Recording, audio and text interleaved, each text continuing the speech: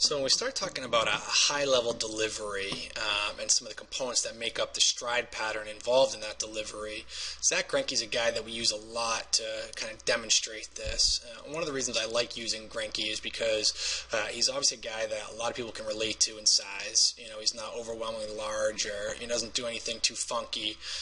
But one thing he does do is produce, elite-level velocities. He'll pitch anywhere from 92 to 95. He can spin the ball in multiple different directions. He repeats his delivery. He's durable year in and year out, and he actually engages a lot of these high-level components that I like to see in guys. So when we look at this, there really are some fundamental movements that we like to see the high-level throw engage. And for me, one of the big ones is learning how to hip hinge properly to set the back hip into a powerful position. As you can see here, when Zach's delivery goes into the stride phase component, you'll see that back hip push back behind the line. He'll use a little bit of a vertical shin here. There's a little bit of flex that ankle and knee, but it tracks the line pretty well. And he'll use the front leg as a counterbalance to the rest of the delivery so that his levers are on time and there's a lot of consistency in the rhythm of his delivery. So one thing you'll see is he tracks this throw into a centered position where the front leg can stabilize, the pelvis can pivot on that front hip and keep the leverage, allowing the rest of the sequencing to play out.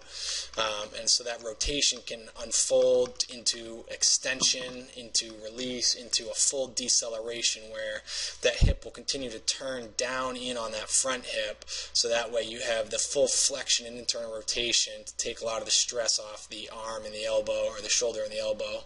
So if you look at the side shot, same thing here. As he gathers, probably a little more coil than I encourage a lot of guys, but an efficient back hip position where he really starts to engage his line and direct his hips early in the throw.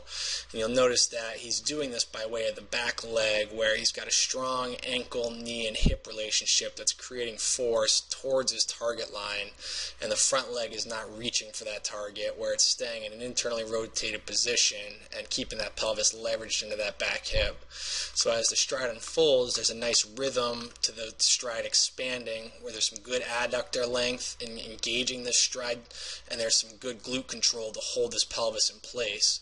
So as he starts to stride further into this landing, now he's at the position of contact of the ground. He's accepting the force and creating it into the ground and then internalizing it back through, allowing the pelvis to finish this rotation down into the front hip, creating that strong core position that allows him to get the leverage and extension out front without doing anything excessive or overusing other body parts. But he's got a nice stable base. The hips rotated down into the front hip, or this back hip did, by way of strength and control from the back glute and the back hip in general.